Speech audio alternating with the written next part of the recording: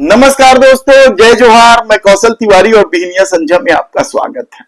संघ और भारतीय जनता पार्टी अपने प्रारंभिक दिनों से ही परिवारवाद का विरोध करते रही है। ये अलग बात है कि वक्त पड़ने पर वे गधे को बाप कहने वाली कहावत को चरितार्थ करने से पीछे नहीं हटती।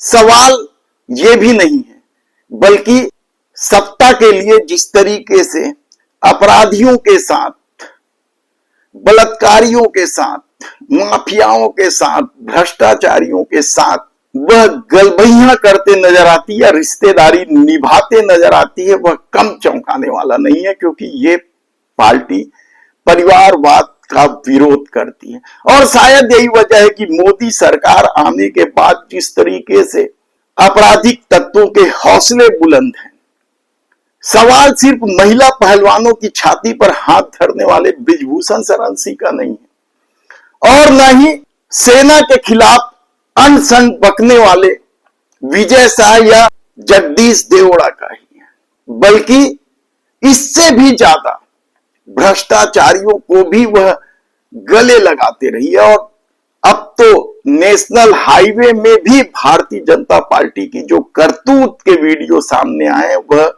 हैरान कर देने वाले हैं। ऐसे में भला छत्तीसगढ़ जैसे शांत प्रदेश कैसे अछूता रह सकता था, और शायद यही वजह है कि छत्तीसगढ़ में भी भले ही परिवारवाद का विरोध करने वाले भारतीय जनता पार्टी सत्ता में है, लेकिन उनके परिजनों का, उनके रिश्तेदारों का जो ठसक इन 1.5 साल में दिखाई देने लगा है वह बेहद ही हैरान कर देने वाला है, परेशान कर देने वाला है कि क्या डबल इंजन की सरकार ऐसे ही चलेगी।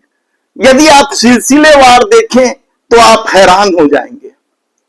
फेहरिस्त है, खुद छत्तीसगढ़ के मुख्यमंत्री विष्णुदेव साय की धर्म पत्नी कहती है कि वे सुपर सीएम है, तो उनके और अब छत्तीसगढ़ की सुपर सीएम के नाम से जाने जाती हूँ, तो कोई कमेंट कि मैं उन पदाधिकारियों से जो टिकट लेके लड़े, ठीक है, सांसद बन गए, विधायक बन गए, मैं बिना टिकट मांगे, बिना लड़े दूसरों को लड़वाया है, और आज मैं एक क्षेत्र की विधायक और एक लोकसभा की सांसद भी हूँ, और अब छत्तीसगढ़ की सुपर सीएम के नाम से जाने जाती हूँ, तो कोई कमेंट। बेटी दामाद के लिए मुर्गी की व्यवस्था को लेकर बवाल मचता है।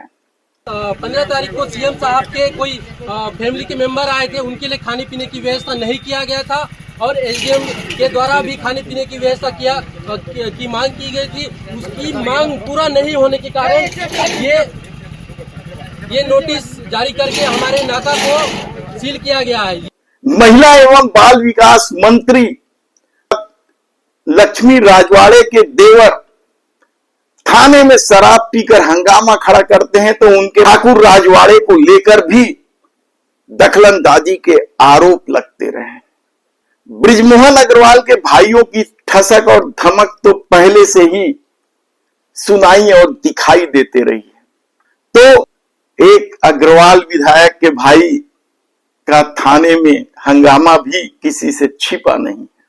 बात यहीं आकर नहीं रुक जाती है, बल्कि चुनावी राजनीति में भी दखलंदाजी रिश्तेदारों की साफ दिखाई देती है। जब ग्राम सरकार के चुनाव होते हैं तो रेणुका सिंह अपनी बेटी मोनिका सिंह को पार्टी के अधिकृत प्रत्याशी के खिलाफ खड़ा कर देते हैं, तो पार्टी के अध्यक्ष किरण देव के भतीजे भी पार्टी के अधिकृत प्रत्याशी के खिलाफ खड़ा हो जाता है। दादागिरी, धमकी, चमकी इसकी फहरिस्त है, और आज इस फहरिस्त में एक और नाम आप जोड़ लीजिए, वह नाम है वन मंत्री केदार कश्यप की भाभी का।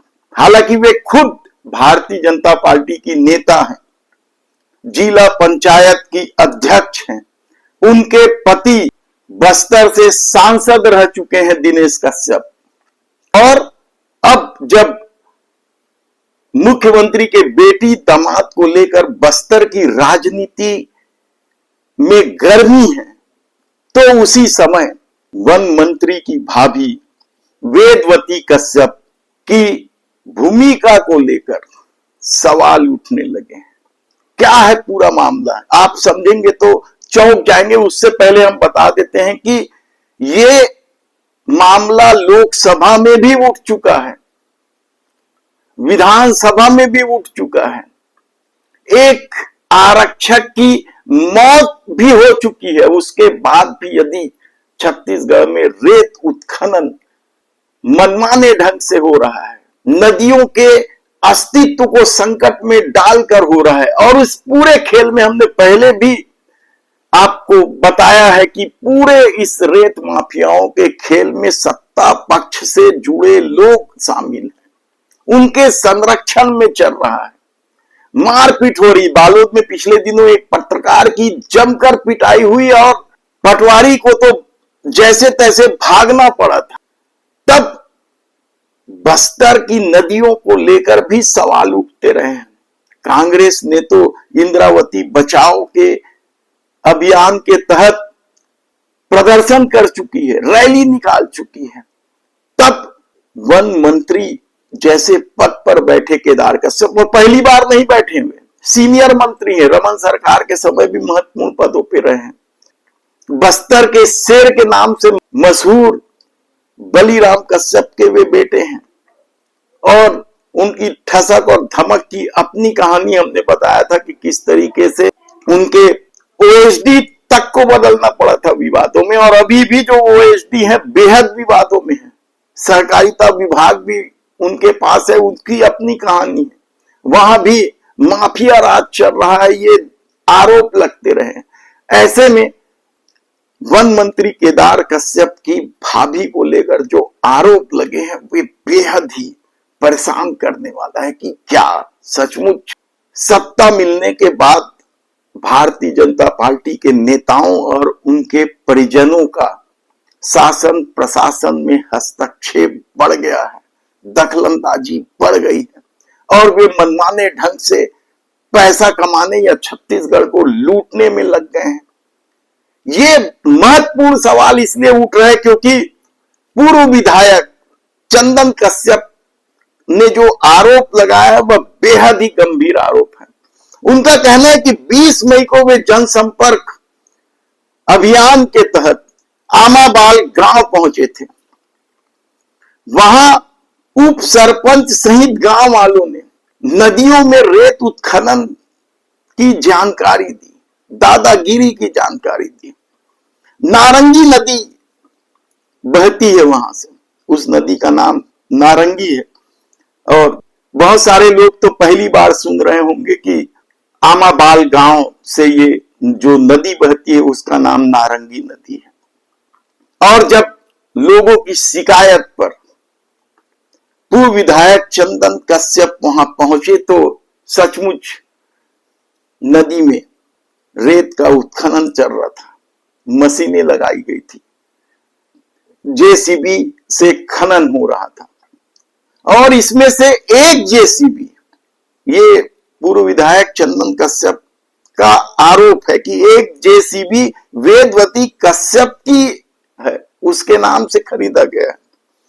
और वेदवती कश्यप वर्तमान में जिला पंचायत की अध्यक्ष भी हैं, पूर्व सांसद दिनेश कश्यप की पत्नी है, और यदि उसकी जेसीबी अवैध रेत उत्खनन में लगी हुई है तो आप समझ सकते हैं कि किस तरीके से खेल चल रहा है। हालांकि इस तरह के आरोप कांग्रेस सरकार में भी लगते रहे हैं। एक मंत्री के रिश्तेदार बलौदाबाजार क्षेत्र में जमकर रेत उत्खनन करवाते थे, उसकी कहानी हम फिर कभी विस्तार से बताएंगे। लेकिन आज हम बता रहे हैं कि जो पार्टी परिवारवाद का खुलकर विरोध करती है, सत्ता के लिए अपराधियों से रिश्तेदारी निभाती है, तो सत्ता आने के बाद परिवार वालों की दखलंदाजी बढ़ जाती है।